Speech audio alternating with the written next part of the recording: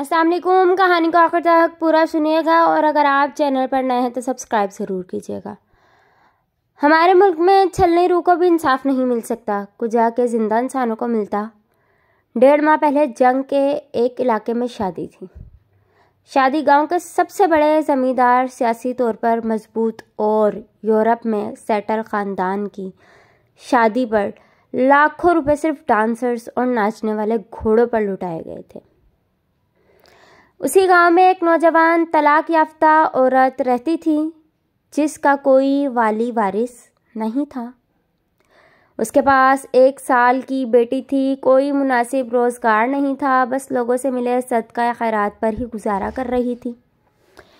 शादी के दिनों में वो भी चौधरी साहब की हवेली में मसरूफ़ थी।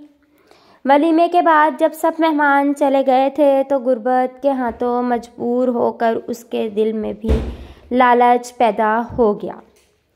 वो अपनी बच्ची को उठाकर जिस रास्ते से बारात गुजरी थी उस राह पर चल पड़ी और इर्द गिर्द के खेतों और झाड़ियों को टटोल टटोल कर देखती रही कि वो नोट जो बारात पर फेंके गए थे उनमें से अगर कोई पड़ा है जिस पर किसी और की नज़र नहीं पड़ी तो वो मैं उठा लूँ।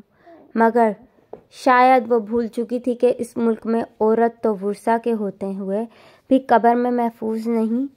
कुजा के तन्हा नौजवान लड़की, वो भी वीरान राह में खेतों के बीचों बीच, कैसे महफूज रह सकती है। वो जब गांव से दूर वीरान जगह पर पहुंची तो एक दरिंदा सिर्फ जवान सफ्दर की नज़र उस पर पड़ गई। उसने ज़बरदस्ती औरत की इज्जत पामाल कर दी, यहाँ तक कि उस औरत ने उसे मासूम बच्ची का वास्ता मगर उस जालिम इंसान के दिल में खौफ खुदा न जागा। जब अपनी हवस मिटा ली तो दोबारा यही अमल दोहराने की धमकी देते हुए चला गया। सदफ उठकर अपना आप संभाला, अपनी बेटी को उठाया और घर की राह पर चल दी। घर पहुंचकर उसने अपने गांव के जमींदारों से मदद मांगी, मगर उसकी इज्जत लूटने वाले शख्स के पीछे चंद वोट थे और उसके रिश्तेदार भी उसके साथ थे। इस वजह से गांव के लोग उसके साथ थे, लिहाजा किसी ने भी सदफ के सर पर हाथ न रखा। मजबूरन उसने कानून का दरवाज़ा खटखटाया। कानून ने हमेशा की तरह ताकतवर की दाश्ता का किरदार अदा किया।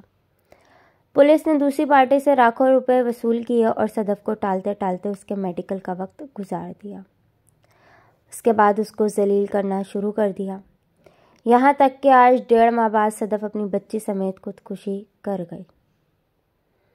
सदफ ने अपनी बच्ची की कलाई काटी थी और खून ज़्यादा बह जाने की वजह से उस मासूम की मौत हुई थी। डॉक्टर्स के मुताबिक खून की नालियां कट जाने के बाद भी बच्ची कुछ देर तक तकलीफ़ समझ नहीं पाई थी, जबकि सदफ की रूह पहले ही निकल चुकी। सदफ के साथ ही उस मुल्क के इंसाफ का जनाजा भी उठ गया था।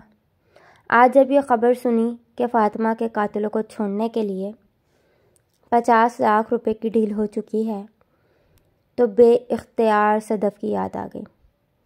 मेरे मुल्क में गरीब की औकात वडेरों के पालतू कुत्तों से भी कम है। अगर हो सकता है तो होश के नाखून ले लो, वरना रोज़ फातिमा, सदफ और उस जैसी हमारी बहनें लुटती रहेंगी और हम तमाशाई बने तमाशा देखते रहेंगे। अल्लाह हाफिज़।